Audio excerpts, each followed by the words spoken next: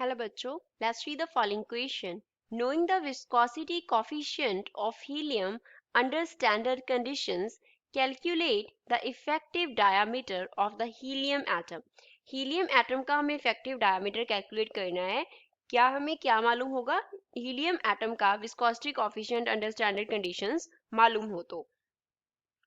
So first of all, we will talk about the key concept used in the question. इस question में क्या key concept use हो रहा है? तो basically हमें क्या मालूम होना चाहिए कि जो viscosity coefficient होता है वो कैसे link होगा diameter के साथ.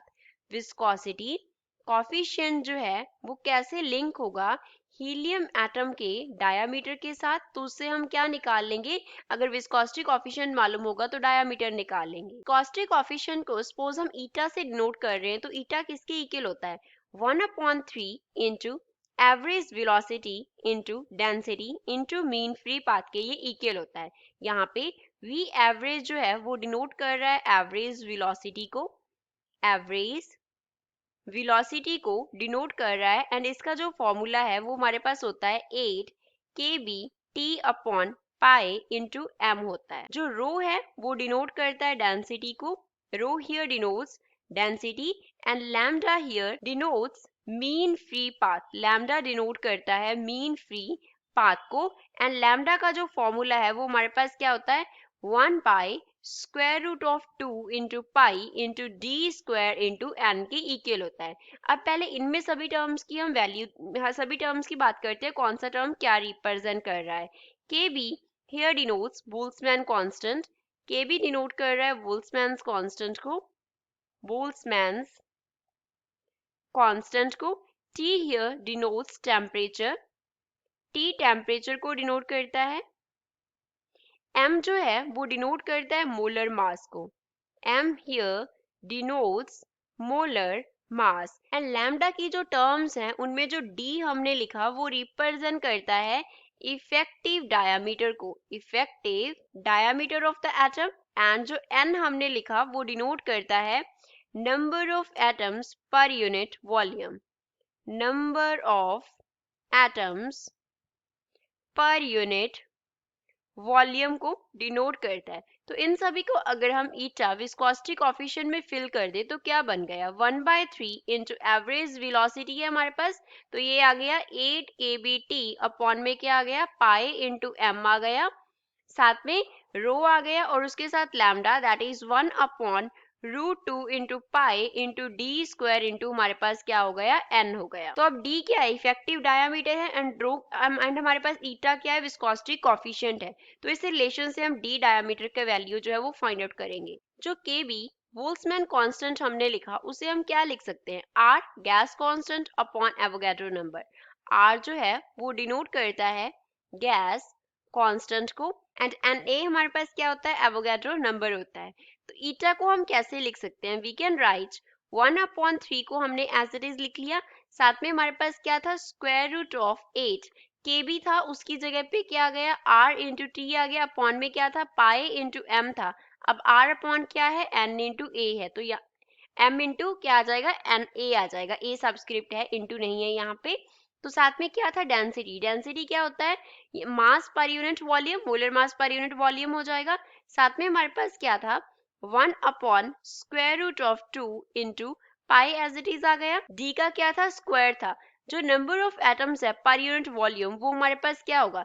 एवोगाड्रो नंबर अपॉन में हम वॉल्यूम कर देंगे, तो यहाँ पे क्या आ जाएगा? Na इंटू ऊपर क्या चला गया? v चला गया. तो v से v तो क्या हो जाएगा? कैंसिल हो जाएगा. तो इसी इक्वेशन को हम कैसे लिखेंगे? Eta is equals to 1/3 into square root of 8 rt.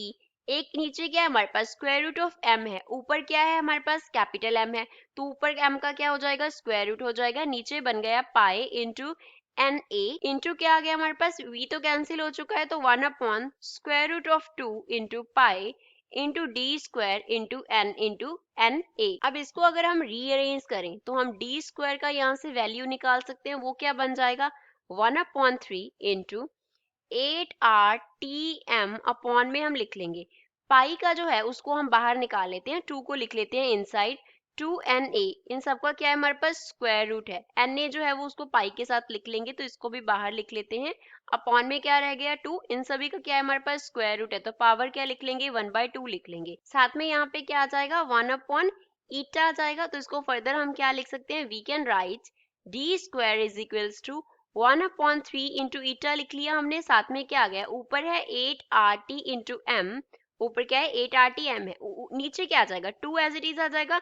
Pi and N का हम क्यूब लिख लेते हैं, तो पावर 1 बाहर रह जाएगा 1/2, तो 2 पाई का क्यूब लिख लिया, एन का क्या हो गया क्यूब हो गया, और इसकी पावर हमारे पास आ गई 1/2। अब स्टैंडर्ड कंडीशन पे ईटा कॉफिशिएंट का जो वैल्यू, कॉफिशिएंट ऑफ विस्कोसिटी का वैल्यू, वो हमारे पास होता है 1.89 किस यूनिट्स में, किलोग्राम पर मीटर पर सेकंड के यूनिट्स में।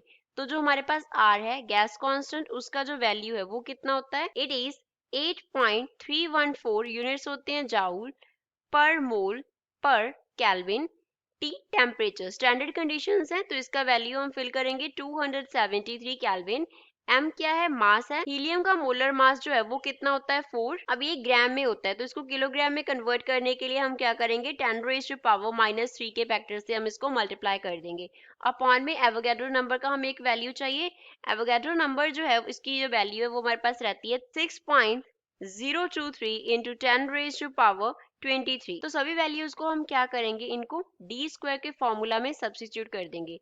तो डी स्क्वायर किसके इक्वल आ जाएगा 1/3 एज इट इज, ईटा की जगह पे आ गया 1.89, साथ में हमारे पास आ गया 8 into R that is 8.314 into T that is 273 multiply by capital M that is 4 into 10⁻³ upon में क्या आ गया 2 इंटू पाई की जगह पे 3.14 का हम क्या कर देंगे क्यूब कर देंगे, इंटू 6.023 इंटू 10⁻23 का क्या कर देंगे क्यूब कर देंगे। फर्दर हमारे पास यहाँ पे d का स्क्वायर था, तो d को स्क्वायर को हम यहाँ से खत्म कर दें, तो दूसरी तरफ हमारे पास क्या आ जाएगा, इस तरफ हम जो पावर है उसको, पहले यहाँ पे हमारे पास क्या था 1/2 था पावर, इसका पावर 1/2 था। अब जितना आएगा इस सभी का सॉल्व करके हम पावर फिर से क्या कर देंगे 1/2 कर देंगे to find the value of d।